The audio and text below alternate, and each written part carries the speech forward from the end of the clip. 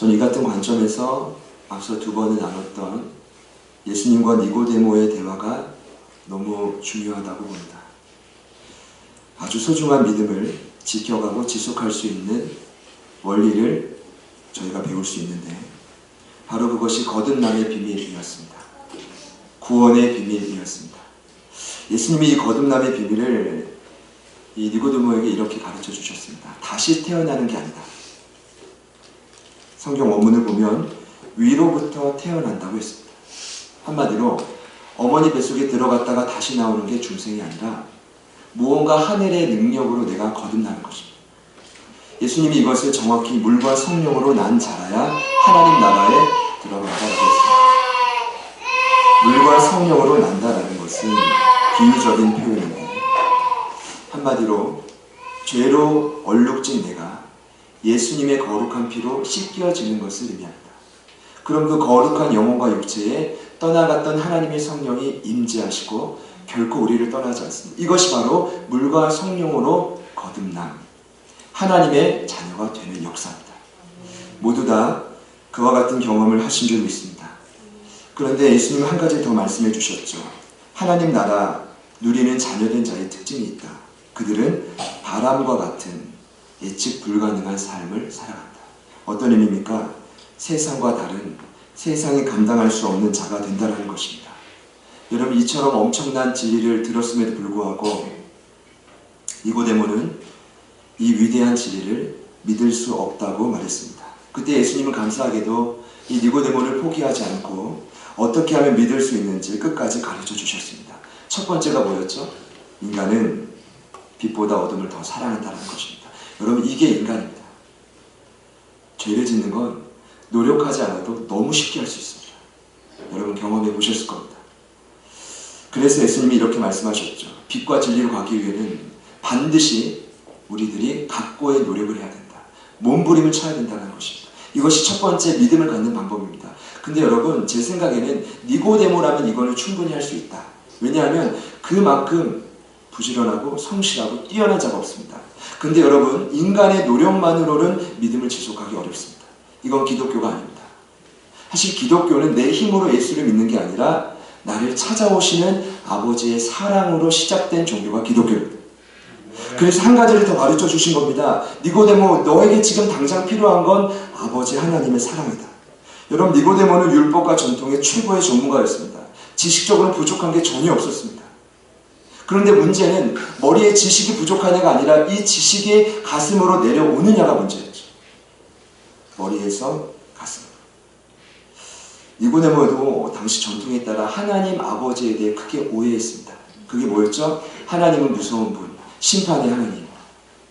그런데 예수님은 하나님은 무서운 심판의 하나님이시기 전에 우리를, 또 너를 아주 오래전부터 사랑하고 기다려준 사랑의 아버지다라는 것을 가르쳐 주셨습니다. 여러분, 결국 니고데모는 하나님이 너를 이처럼 사랑해서 하나님의 하나밖에 없는 독생자 예수를 너를 위해 대신 십자가에 죽으셨다는 이 말씀 앞에, 이 사랑 앞에 굴복하고 있어요. 그리고 이제까지 굳어있고 고장났던 그의 믿음이 회복되기 시작하는데, 저는 지난주에 이렇게 표현했습니다. 그의 믿음이 살아 움직이기 시작했다. 여러분, 그때부터 기적이 일어납니다. 그때부터 삶이 바뀌어지기 시작합니다. 그 증거가 두 가지로 말씀드렸습니다.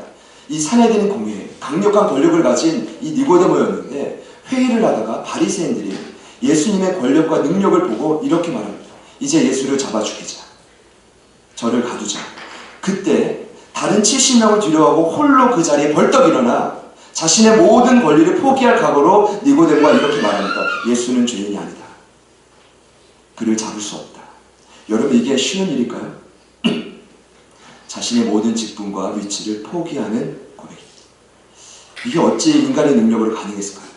심지어 그는 예수님이 십자가에 죽고 시체가 되었을 때, 여러분 아시죠?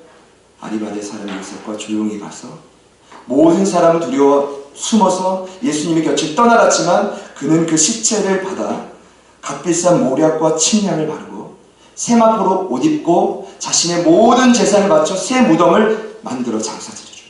이가 누구냐 하면 니고데모. 그는 실제로 바뀌어졌습니다. 자신의 노력이 아니라 자신의 능력이 아니라 하나님의 사랑 안에서 굴복된 것입니다. 저희들에게도 그 은혜가 날마다 있어지기를 축복합니다. 요한은 바로 이와 동일한 관점에서 오늘 세례 요한의 삶을 다시 언급합니다. 잘 보시면 이 저자 요한이 이름이 같아서인지 몰라도 세례 요한을 굉장히 많이 언급하고 있습니다. 저는 그래서 이 세례 요한을 오늘 이렇게 좀 정의 내려봤습니다. 그는 믿음의 본이다. 참된 믿음의 본을 보여주는 인물이다.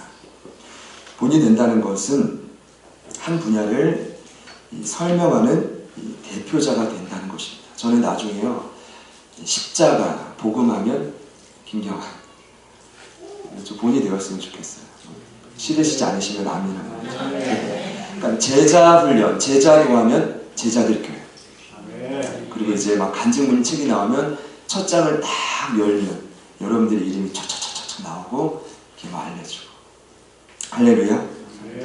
본이 된다는 것은 그만큼 영광스러운 것이고 값진 것입니다. 여러분, 믿음의 본 하면 사실은 세례 요한을 말하기 전에 구약에 누가 있죠? 아브라함. 저는 아브라함을 가르치거나 소개할 때 이렇게 설명합니다. 아브라함은 믿음의 시작과 끝을 보여줍니다. 시작은 뭔지 아십니까? 고향과 친척과 아버지 집을 떠난 것입니다. 물론 그 아버지 데라가 우상을 만들던 사람이니까 세상으로부터 분리된 것을 의미하기도 하지만 저는 그렇게 보지 않습니다. 그보다 더 중요한 건 익숙한 곳을 떠납니다. 익숙한 곳을 떠나야 뭐가 보이냐면 그때부터 하늘나라가 보입니다. 그래야 내가 의지했던 대상이 아닌 하나님 아버지가 보입니다. 진정한 나그네의 삶의 시작이 바로 그때부터였습니다. 마지막은 어디였습니까? 누가 뭐라 그래도 마지막 그의 시험은 그의 인생의 가장 소중한 걸 하나님 앞에 포기하는 것이었습니다. 이게 참 쉽지 않은데요. 아브라함에게 가장 소중한 건 뭐였을까요? 100세에 얻은 아들 이삭이었습니다. 여러분, 저희들에게도 자식이 소중합니다. 여러분 한번 생각해 보십시오. 몇 세에 얻었어요? 100세, 살아 90세. 기적같이 얻은 아들입니다. 하나님이 주셨는데 갑자기 어느 날 하나님이 이것을, 아들을, 이삭을 하나님께 바칩니다. 여러분, 놀라운 건 3일 길을 가서 모리아산에서 그는 진심으로 그 아들을 하나님 앞에 바쳤습니다. 하나님이 놀라서 멈췄죠. 그의 믿음의 시험은 다 통과가 됐습니다. 여러분, 이게 아브라함이었습니다.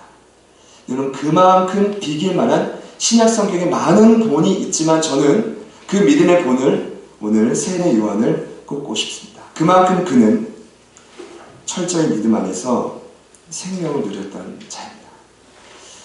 여러분, 요한복음 1장에 이어 오늘 요한이 다시금 세례 요한을 언급하는데 오늘 이 말씀을 들으시면서 제 바람이 있다면 저와 여러분 안에 있는 고장난 믿음이 회복되기를 기대합니다. 그 결과는 사그라져 가던 생명력이 다시금 흘러올 것입니다. 그러면 그 힘으로 이 땅을 살아가는 것이죠. 기대되시죠? 먼저 제가 좀 나누고 싶은 건 믿음의 본이 되려면 정말 믿음이 온전한 사람의 특징이 있습니다.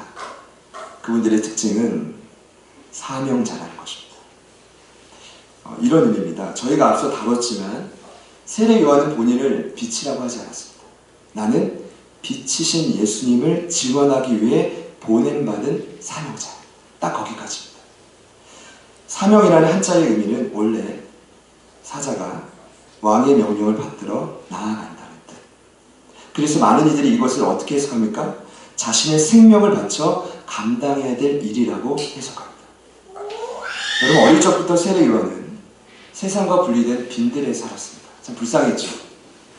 엄마 곁에서 떼도 부리고 앙탈도 부려야 되는데 하나님은 그렇게 원했습니다. 부모가 순종했습니다. 약대터옷 입고 홀로 메뚜기와 석청을 먹으며 지냈습니다. 여러분, 이유는 단 한 가지였습니다. 그가 홀로 광야에 놓인 이유는 어릴 적부터 세상의 모든 유혹과 관심을 의도적으로 끊고 하나님을 만나기 위함이었습니다. 이를 통해 믿음이 실종됐던 그 암흑 세대 가운데 단 유일한 세례 요한 한 사람만이 믿음의 사람으로 견고히 성장하기 시작합니다. 그러면서 그의 인생은 점점 더 하나님과 친밀해지기 시작했고, 그러면서 평생 헌신된 사명자로 변화되기 시작합니다. 보시죠 여러분, 제가 볼 때 진짜 믿음이 있으면요 하나님과의 관계가 친밀합니다. 믿습니다 해서 믿음 있는 게 아니라 그분은 진정으로 하나님과의 관계가 친밀합니다. 그래서 그분은 믿음이 자라날수록 하나님 아버지의 마음을 헤아려 드리더라고요. 그러면서 하나님께서 자신에게 원하시는 사명이 무엇인지 궁금해하다가 이제는 그 사명대로 살아가는 자가 누구냐 하면 세례 요한이었습니다. 제가 어제 큐티 말씀을 묵상하다가 깜짝 놀랐잖아요. 여러분, 동일한 맥락에서 사도 바울이 이렇게 말하더라고요. 고린도후서 5장 15절입니다. 예수가 모든 사람을 대신하여 죽으심은 살아있는 자들로 하여금 다시는 그들 자신을 위하여 살지 않고 오직 그들을 대신하여 죽었다가 다시 살아나신 예수를 위하여 살게 하려 함이라. 아멘. 여러분, 무슨 의미입니까? 간단합니다. 예수님 때문에 구원받고 변화된 저와 여러분은 이제 나 자신을 위해 살아서는 안 됩니다. 누구를 위해 살아야 됩니까? 날 위해 죽으시고 부활하신 예수를 위해 살아야 된다는 것입니다. 여러분, 더 나아가 사도 바울이 어제 이렇게 말하더라고요. 고린도후서 5장 18절입니다. 모든 것이 하나님께로서 났으며 그가 그리스도로 말미암아 우리를 자기와 화목하게 하시고 또 우리에게 화목하게 하는 직분을 주셨다. 여러분, 여기서 말하는 직분이 바로 사명입니다. 여러분, 예수를 믿고 구원받았다라고 한다면, 저와 여러분 안에 정말 믿음이 있다라고 한다면 반드시 사명을 가질 수밖에 없습니다. 여러분의 사명은 무엇입니까?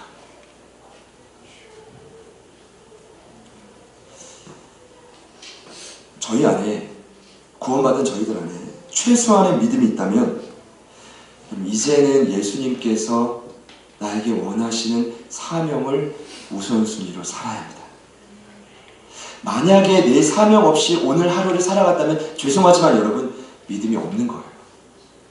그냥 내가 열심히 살아서 돈을 더 벌고 좋은 집으로 이사가고 더 풍족한 삶을 더 살아보고 더 나은 교육을 시켜봐야지, 죄송하지만 여러분, 믿음이 없는 거예요.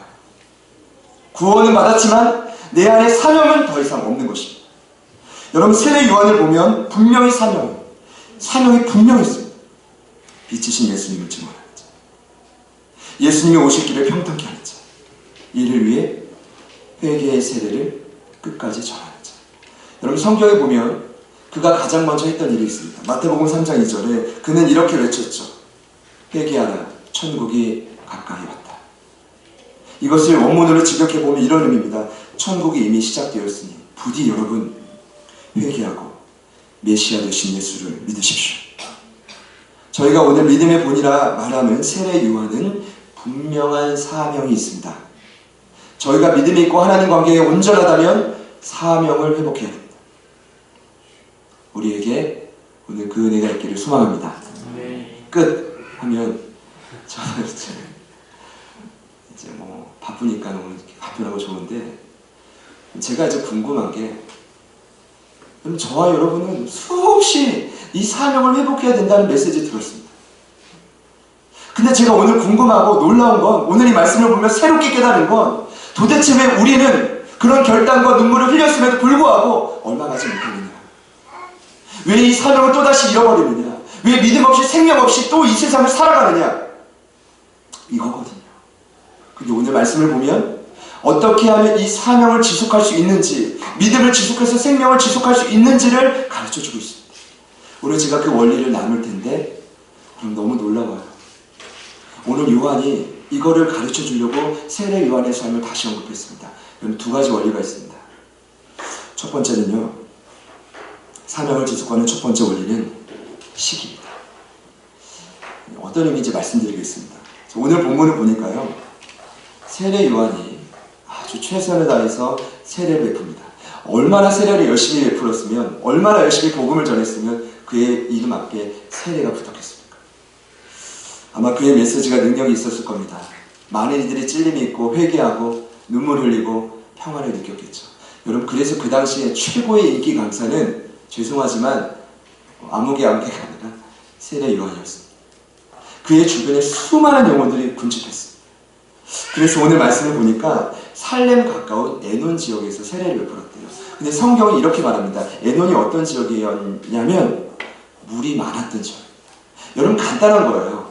오랜 영적인 암흑기 가운데 사람들이 이런 메시지를 못 들었잖아요. 은혜를 못 경험했잖아요. 그러니까 세례 요한을 보고 너무 값지고 귀하니까 그 주변에 모여가지고 세례를 받으려면, 여러분 세례 받으려면 물이 필요하잖아요. 물로 세례 주잖아요. 그쵸? 그 물이 많이 필요하죠. 그럼 오늘날로 따지면 이 목욕탕이라고 비유하자면 작은 소규모 목욕탕은 불가능합니다. 예루살렘 땅에 대규모 스파렉스가 어디냐?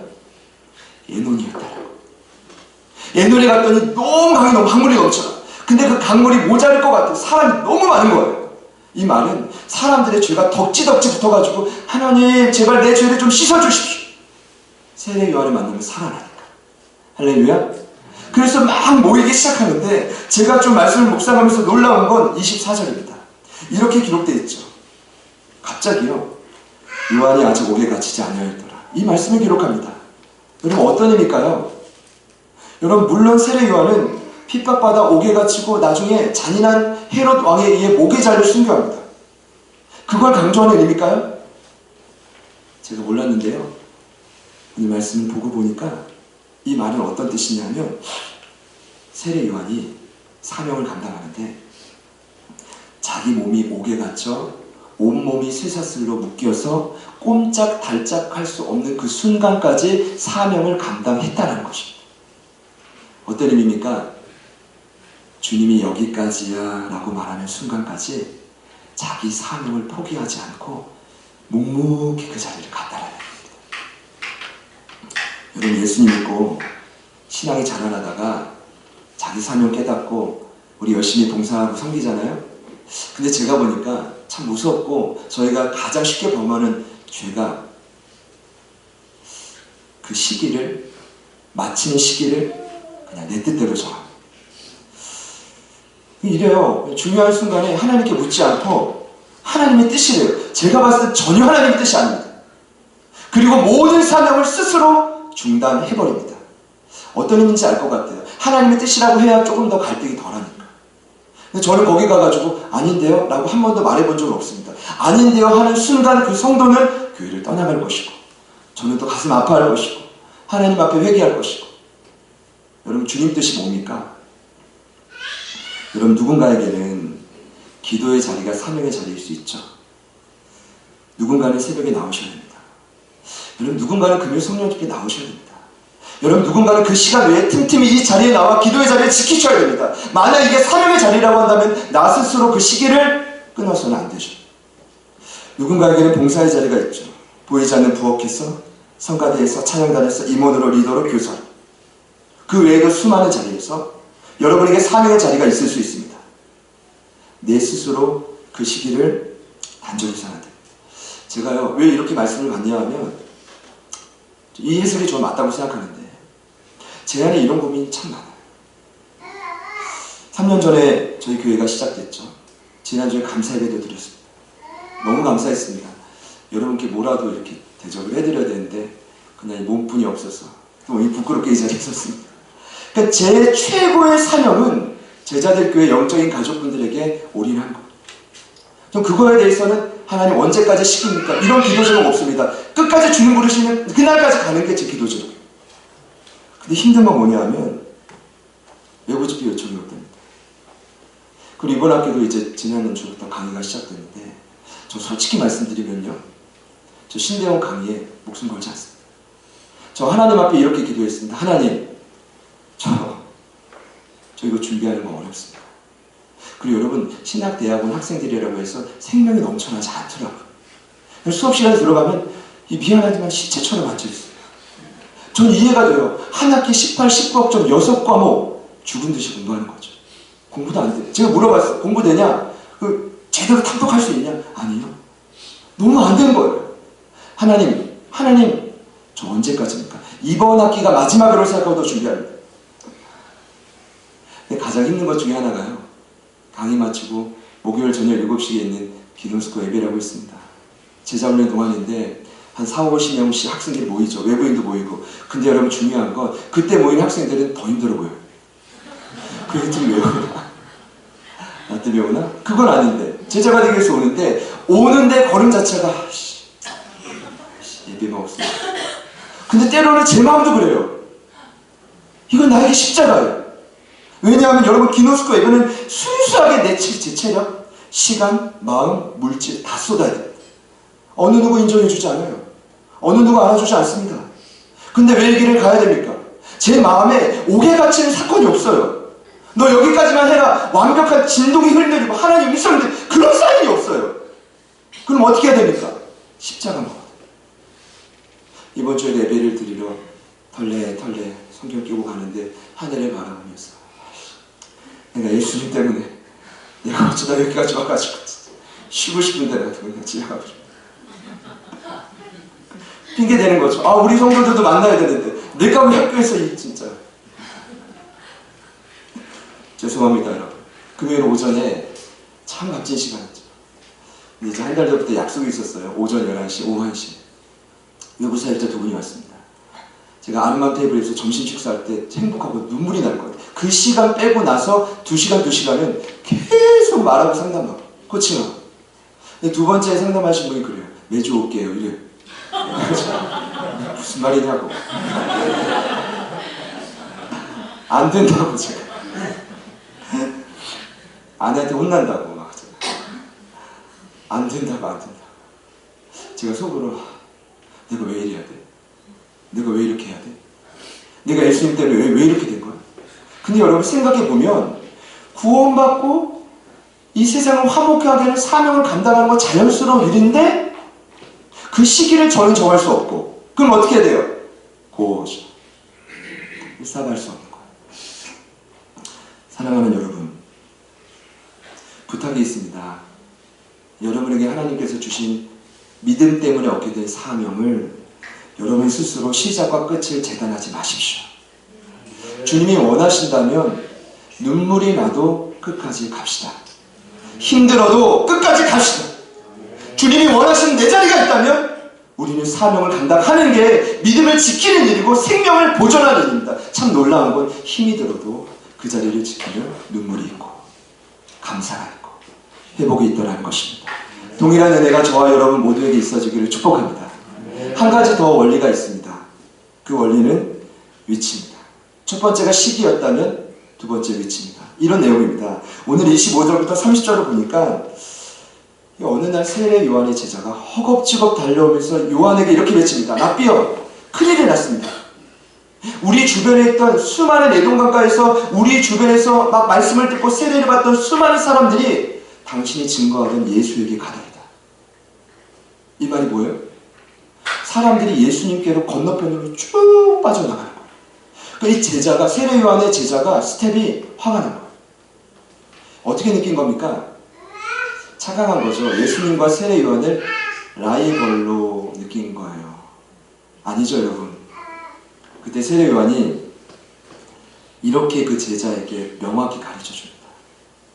너 미쳤구나. 이게 아니라 죄송합니다. 나는 신랑이 아니다. 나는 신랑의 친구일 뿐이다. 여러분 어떤 의미일까요? 여러분 결혼식을 생각해 보십시오. 주인공은 누굴까요? 신랑과 신부입니다. 그러면 신랑의 친구는 뭘까요? 뭐 없어요. 그냥 하객일 뿐입니다. 들러리일 뿐입니다. 이제 하객인데 너무 화려하게 옷을 입고 가면 민폐인 거예요. 그리고 이제 하객은요, 의무가 있습니다. 무조건 신랑 신부에게 멋지고 이쁘다고 해줘요. 한번 저는 자주 가잖아요. 너무 솔직한 친구들이 너무 힘들어요. 목사님, 제가 볼 때 아쉽은데 안 멋진데. 그 제가 그래요. 그게 우리의 사명이다. 그게 하객의 사명이다. 들러리의 사명은 무조건 가서 이뻐, 멋있어, 최고로 아름다워. 근데 그것만으로도 기뻐할 수 있는 게 신랑 친구의 은혜예요. 그냥 밥 먹고 돌아오면 되는 거죠. 지금 오늘 말하고 있는 겁니다. 세례 요한이 본인이 말한 거, 나 주인공 아니야. 주인공 신랑은 예수님이고 그 신부는 예수님 때문에 물과 성령으로 온전히 거듭나고 변화되는 신부들인 하나님의 자녀들이고 나는 그것을 축하해 주는 것만으로도 너무나 기쁜 세례 요한이고, 그리고 그가 마지막으로 이렇게 말합니다. 그분은 흥하여야 되고 나 같은 놈은 쇠하여야 된다. 우리 같이 한번 따라합시다. 그분은 흥하여야 되고 나는 쇠하여야 됩니다. 어려운 표현이죠. 흥한다, 쇠한다. 원문은 직역하면 이런 의미입니다. 저분은 반드시 강해져야 되고, 반면에 나 같은 놈은 반드시 사라져야 된다. 여러분, 이거 자신의 자학하는 의미가 아니라요, 이게 바로 진정한 믿음의 사람의 고백입니다. 이것이 진정으로 사명을 지속하는 자의 고백입니다. 어떤 의미입니까? 흥한다라는 뜻, 아윅사인, 굉장히 중요한 의미입니다. 성장한다. 근데 이건 그냥 성장이 아니라 더욱 강력하면서 성장하는 거예요. 반대로 쇠하다, 에락투스타인은 감소하는데 그냥 몸이 닳아서 사라지는 것입니다. 존재조차 없이 사라지는 것입니다. 세례 요한이 예수님에 비하면 본인 자신을 이렇게 비유한 것입니다. 하나님, 나는 철저히 자신을 드러내지 않겠습니다. 어떤 의미입니까? 겸손했다는 것입니다. 자신의 목소리를 내지 않은 겁니다. 철저히 자신의 사명의 자리에서 예수님만 드러내는 것입니다. 여러분, 제가 이번에 다시 한번 봤더니 이 겸손이라는 단어가요, 낮은 곳에 나의 마음을 이렇게 두는 것입니다. 근데 낮은 곳에 나의 마음을 두면 겸손이라는 단어 안에 오는 결과가 있습니다. 선물이 있습니다. 그게 바로 안정감이에요. 그래서 여러분 느끼실 거예요. 겸손한 분들 곁에 있으면 평안해요. 불안하지 않아요. 그래서 계속해서 그분 곁으로 함께하고 싶죠. 이게 겸손의 능력입니다. 세례 요한이 그랬다는 것입니다. 사명을 감당하면서 언제나 자신의 위치를 명확히 인지했고, 나는 사라지고 닳아지고 없어져야 될 존재라고 믿었기 때문에 늘 겸손했어요. 늘 영원히 함께했던 거죠. 사랑하는 여러분, 저와 여러분이 다시금 이 믿음을 점검하는 시간이 되기를 소망합니다. 여러분, 믿음 안에서 하나님이 나에게 주신 사명이 무엇입니까? 여러분에게 주신 의사와 달란트가 있다면 그것은 내가 잘 먹고 잘 살기 위함이 아니잖아요. 이 땅에서 하나님과 세상을 화목하게 하기 위함 아닙니까? 영혼들을 살리기 위함 아닙니까? 여러분, 그렇다면 그 사명을 지속하기 위해 오늘 세례 요한이 했던 것처럼 그 시기와 위치를 저와 여러분 스스로 정하고 있다면 오늘 주님 앞에 다 내려놓으시기를 축복합니다.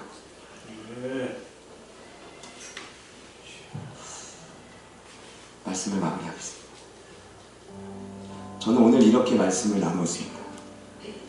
요한이 오늘 또다시 세례 요한을 1장에 이어 3장에서 또다시 언급한 이유가 있습니다. 이 사람이 정말 저와 여러분에게 필요한, 그 시대에도 필요한 믿음의 본이었기 때문에, 아마 많은 분들이 믿음이 있다라고 말하고 저희들처럼 사명 없이 그냥 하루하루 내 목숨에 또 풀칠하며 살기에 버거운 그런 인생들이 없었을까요? 동일했겠죠. 아마 그런 자들에게 세례 요한의 삶을 계속 비췄을 것입니다. 말씀의 빛으로 비췄을 것입니다. 그러면서 그의 삶을 보니 중요한 사명을 지속하는 원리를 말해줬을 것입니다.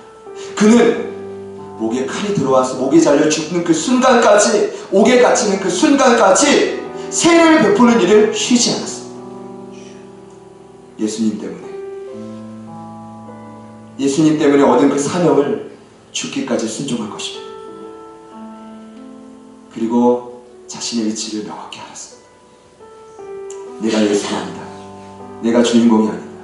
내가 영광 받아서는 안 된다. 나는 철저히 가려주시고 주님만 드러나십시오.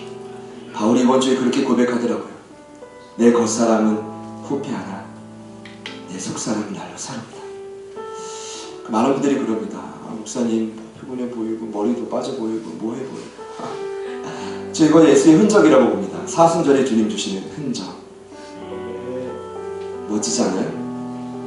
우리의 겉사람은 후패해야 됩니다. 그게 영광입니다. 괜찮아요. 그런데 반면에 주의 사명을 가지고 믿음을 지키며 살아가는 자의 삶은, 속사람은 영원합니다. 더욱 위대해집니다. 하나님이 주신 기쁨과 생명으로 더욱 넘쳐나기 시작합니다. 제가 이번 주에 이 본문이 사실 너무 어렵더라고요.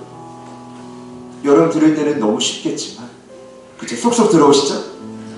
저는 너무 어려운 거예요. 도대체 요한이 어떤 의도로 이 말씀을 했는가? 그래서 제가 세례 요한이랑 한번 좀 대화를 해보려고 하늘에 SOS를 계속 쳤어요. 여러분, 이게 잘못된 게 아니라 저희 사도신경을 보면 성도들과 교제하잖아요. 그게 가능하거든요. 제가 이번 주 목요일에 기노스코 때 베드로전서를 강의를 시작해가지고 베드로 사도와 계속 대화를 시도했습니다. 무슨 말씀이 없으세요? 그냥 성경에 다 있다고. 말씀을 보는데, 제가 운전을 하다가 이번 주에 이찬양을 들어왔는데 갑자기 눈물이 터졌어요. 아, 이거 내 고백이구나. 만약에 이찬양이 2000년 전에 있었다면 세례 요한과 베드로 사도의 주제가 였을 것이다. 그러면서 이찬양을 한 주간 들으면서 또 틈날 때 같이 부르면서 굉장히 은혜를 받았습니다. 여러분, 저와 여러분이 오늘 이곳에 있는 이유, 예수님 때문입니다. 저와 여러분이 힘들고 어렵지만 사명을 감당해야 되는 이유, 믿음을 주신 예수님 때문입니다. 그리고 끝까지 그분을 위해 살고 찬양하고 완전하게 그리고 의롭게 생명을 전하며 살아가야 되는 이유, 주님 때문이죠. 오늘 세례 요한을 생각하면서 부디 다시 이 찬양 고백하고 우리 말씀을 떠오르며 기도할 때 이 자리에 믿음이 고장난 분들이 있다면 회복되는 은혜가 있기를 소망하고, 그리고 누군가에게는 우리가 믿음의 본이 되기를 기대합니다. 기대되시죠? 같이 한번 이 말씀을 생각하며 찬양합시다.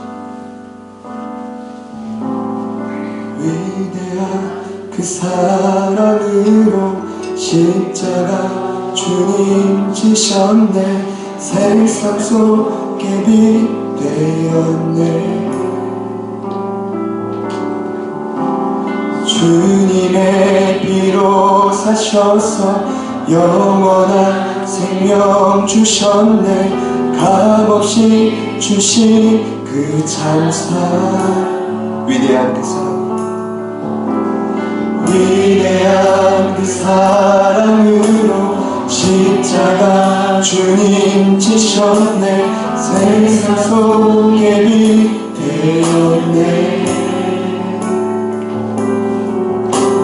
주님의 피로 사셔서 영원한 생명 주셨네. 값없이 주신 그 참사랑, 예수 때문에 살아가고 예수 때문에 찬양하고 예수 때문에 완전하고 예수 때문에 사랑받고 예수 때문에 행복하고 예수 때문에 의롭고 예수 때문에 살아가고 예수 때문에 찬양하고 예수 때문에 완전하고 예수 때문에 사랑받고 예수 때문에 행복하고 예수 때문에 의롭고 예수 때문에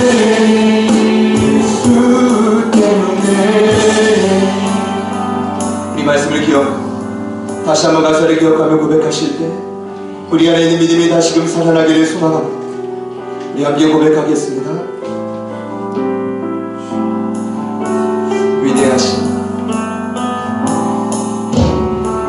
위대한 그 사랑으로 십자가 주님 지셨네. 세상 속에 빛 되었네. 주님의 피로 사셔서 영원한 생명 주셨네. 값없이 주신 그 참 사랑,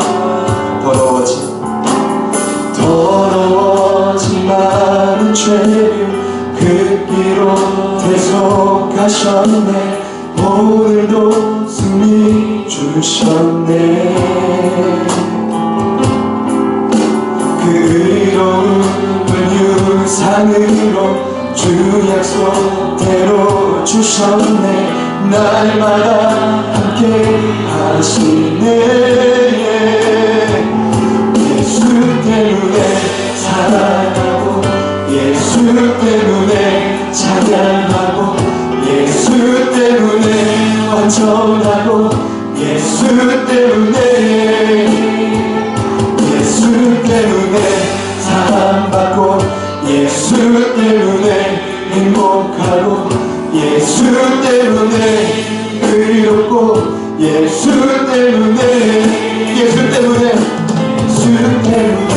살아가고 예수 때문에 찬양하고 예수 때문에 완전하고 예수 때문에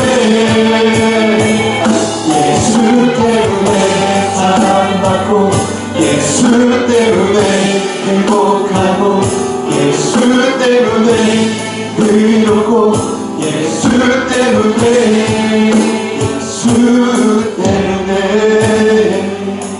이 시간 결단하며 기도합시다.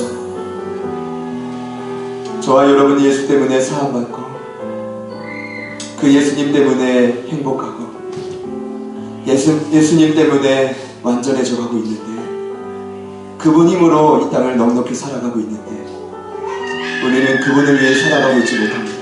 주님, 나에게 잃어버린 사명을 회복시켜 주십시오. 사명이 무엇인지 고민하게 도와주십시오. 그 사명을 위해 나의 모든 것을 같이 알려주십시오. 그럴 때 먼저 그의 나라와 의를 구할 때 주님, 내 삶에 필요한 모든 것들을 다시 한번 공급받는 은혜가 있게 하여 주십시오. 막혀있던 내 삶의 모든 담들이 허물어지고 하나님 나라를 확장하는 그 일에 다시 한번 쓰임받는 우리가 되게 하여 주시옵소서. 세례 요한을 생각하며 하나님 그 시기와 위치를 내 뜻과 내 생각과 고집으로 정하지 않겠습니다.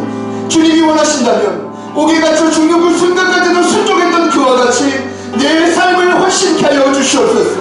내 삶을 사명자로 믿음의 사람으로 드리게 하여 주시옵소서. 우리 다같이 함께 결단하며 기도하며 나아가겠습니다. 기도합시다. 주여, 주님, 하나님 오늘 이 시간 우리 가운데 말씀하시고 하나님 우리의 심령 가운데 깨닫게 말을 결단하며 살아계신 하나님, 기도의 자리, 또 봉사의 자리로 주님 원하시는 그 때와 주님 원하시는 그 시간과 하나님 기르고 나태한 이 때마다 삶을 다시 한번 내주는 하나님 아버지 앞에 결단하게 믿음으로 나아가 각고의 몸을 입으시는 주님 가운데 나아가는 저희들의 목표를 받아주시고 이보다 오늘 살겠던 이유와 용서하시고 온전히 하나님의 사랑과 은혜 가운데 주님을 따라가게 하여 주시고 하나님의 예수님, 하나님 구원받고 예수님 때문에 사명을 감당하는 살아가는 인생이 무엇인지 깨닫게 하여 주시고 주님 깨닫게 하여 주시고 주님 깨닫게 하여 주시고 주님 깨닫게 하여 주시고 우리 성령 오늘 이곳에 주님 믿음의 본을 따라가는 한 영혼이라도 세워지 가시고 한 영혼이라도 세워지 가시고 주님도 성령님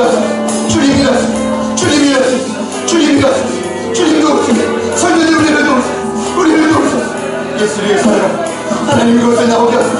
예수를 위해 살아가야지 이곳을 위해 살아가게 하소서. 주님 도와주시고 주님 도와주시고 주님 도와주시고 주님 도와주시고 주님 도와주시고 주님이라 하시고 주님 도우소서. 주님이라 하소서. 주님이라 하여 주십시오. 주님 도우소서.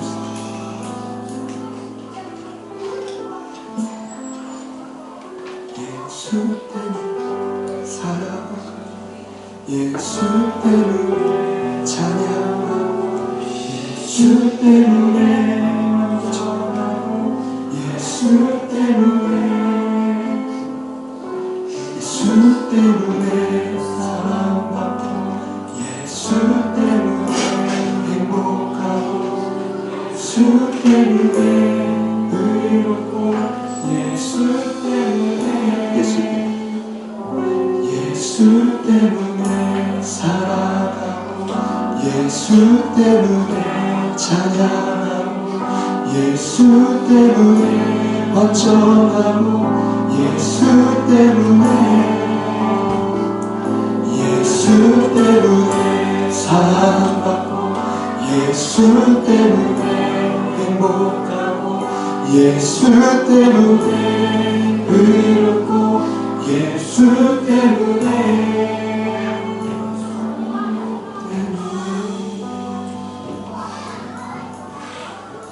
되신 하나님, 믿음을 가지고 하나님의 자녀라고 하지만 도대체 우리는 믿음이 있었던 존재인지를 돌아봅니다. 믿음의 본인 세례 요한을 통하여 진정 믿음이 있는 자요, 하나님의 마음을 헤아리는 자요, 그분이 우리를 위해 죽기까지, 십자가에 피 흘려 죽기까지 허락하신 그 예수님 때문에 이제는 예수를 위해 살기를 원하시는 그분의 마음을 헤아리는 자라고 믿습니다. 하나님, 언제까지 우리가 나를 위해 살겠습니까? 언제까지 우리가 내 가족만을 위해 살겠습니까? 언제까지 우리가 내 이익과 유익만을 위해 살겠습니까? 주님, 부디 이곳에 세례 요한과 같은 믿음의 본을 일으킬 수 있는 한 사람을 일으켜 주시옵소서. 일으켜 주시옵소서.